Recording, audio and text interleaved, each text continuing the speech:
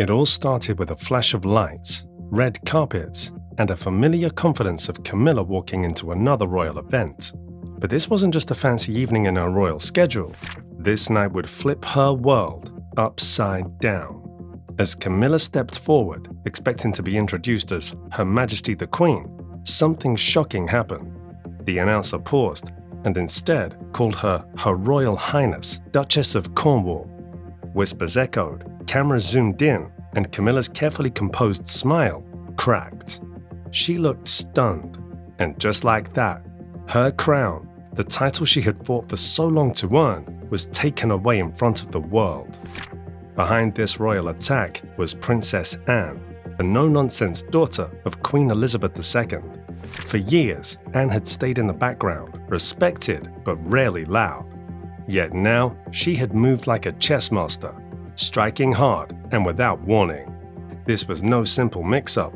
This was a clear public demotion, one that Camilla didn't see coming, and one that told the entire world that the power behind the palace gates had shifted. This wasn't about tiaras or protocol anymore, it was about control, and Princess Anne had just taken the wheel. But this moment didn't appear out of nowhere. The tension had been building for decades. When Camilla first came into Charles's life, while he was still married to Princess Diana, Anne hated everything about it. Diana, though not perfect in Anne's eyes at first, eventually earned Anne's respect. She saw in Diana something the monarchy needed: emotion, humanity, and connection with the public. But Camilla was the scandal that wouldn't go away. Anne viewed her as the woman who broke up a royal marriage, who slipped into the palace through whispers and controversy. She never believed Camilla deserved the role of queen, so when Charles finally took the throne and Camilla became queen consort, Anne stayed polite but cold, always cold. Things got worse when Camilla, now officially queen, started acting like she truly ruled. She began suggesting changes to royal traditions, like who sits where at events and who gets the spotlight in public appearances. And most controversially, she pushed for her children, Tom and Laura, from her previous marriage to have bigger roles in royal affairs. To Anne was pure betrayal. These were not royals by blood, they were outsiders. And to Anne, letting them rise within the palace was like inviting strangers into a sacred family vault. The confrontation happened at Balmoral Castle, a remote and traditional royal home. Anne called a formal meeting, a rare move that made everyone take notice. Charles showed up, tired and unsure.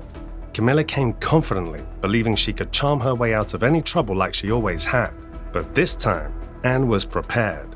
With icy calm, she laid out everything: emails, proposals, and meetings where Camilla had tried to grab more power.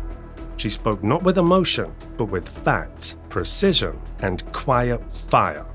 Anne's verdict was brutal and final. Camilla was no longer to be addressed as queen in official royal events unless Charles himself was present. She would be reverted to her old title, Duchess of Cornwall. Anne backed this with royal precedent, her status as the late queen's daughter, and her rank within the royal family. Charles tried to argue, his voice more pleading than commanding. "She's my wife," he said. Anne didn't flinch. "She may be your wife, Charles, but she's hardly the queen your mother envisioned." And with that, she placed the signed document on the table, turned, and walked away. Back at the palace, Camilla unraveled. She smashed glass, shouted at aides, and demanded answers. But no one dared speak. They all knew it wasn't an accident. It was a royal takedown, and it had been executed with surgical precision by none other than Princess Anne. Camilla locked herself in her room, devastated. Her dream had shattered. All those years of fighting, surviving scandal, and pushing through public hate had ended in a silent but brutal dethroning. While Camilla mourned her shattered legacy behind closed doors, King Charles was caught in an emotional storm of his own. Already strained by the pressures of ruling a modern divided monarchy, this blow from his sister knocked the wind out of him. He called Anne privately, hoping to calm things down, perhaps even reverse the damage. But the phone call turned into a clash of siblings who had carried decades of unspoken tension. "You've crossed a line," Charles said, trying to regain control. But Anne, sharp and unmoved, hit back harder. "No, Charles, you did, the moment you crowned her queen. It wasn't just about titles anymore, it was about principle. and Charles knew he had lost more than a debate. The silence after that call said everything. Charles was left pacing his private library, unable to decide. If he stood up for Camilla and tried to restore her title, he'd be starting a war within the palace, one he couldn't win. The Queen was gone. Diana was a memory that still haunted, and the next generation, William and Kate, were watching quietly. But their silence was a message. They didn't come to Camilla's defense. They didn't step in to stop Anne. William even sent his father a single-line message the next morning that said, "We need to protect the crown, not personalities." It was like a dagger through Charles's heart. His own son had taken a side, and it wasn't his. Camilla wasn't just losing a title, she was losing the family's support. The foundation she thought she had built had cracked in one night. And worse, there would be no press statement, no official announcement, just the cold, echoing truth. Her reign as queen was over, not by scandal or divorce, not by a tabloid explosion, but by the will of the one person who had quietly watched her for decades, Princess Anne. Inside royal walls, things were changing. Camilla had once been the woman to modernize the monarchy, to stand beside Charles as his trusted partner, but now her name has faded from the press. Her diary of events grew lighter. Her face, once everywhere, started to disappear from the front pages. The sparkle she wore at public events dimmed, and in the palace corridors, where whispers often mattered more than announcements, her influence was gone. She was still Charles's wife, but no longer the central figure of his reign. Charles, too, seemed different. He became quieter and more withdrawn. Those close to him noticed it. The man who had waited decades to become king now looked like someone unsure of how to rule. He realized the royal family's future didn't revolve around him anymore.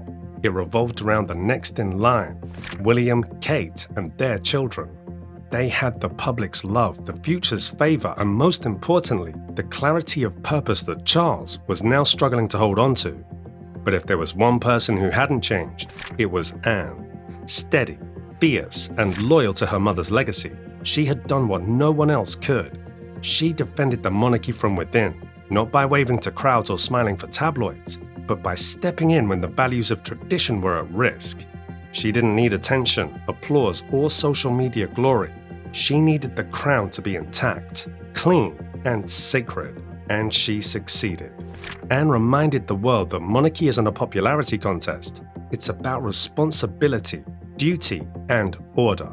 And when she saw those ideals being bent for one person's gain, no matter who they were, she acted. Her decision didn't need to make headlines to make history. By striking at the right time in the quietest but most devastating way, Anne saved the soul of the monarchy. Princess Anne, the silent sword of the monarchy, didn't just defend the crown, she sharpened it. So what are your thoughts on this? Let us know in the comments below. If you enjoyed watching this video, then hit the like button, subscribe to the channel, and don't forget to ring the bell icon so you always stay updated.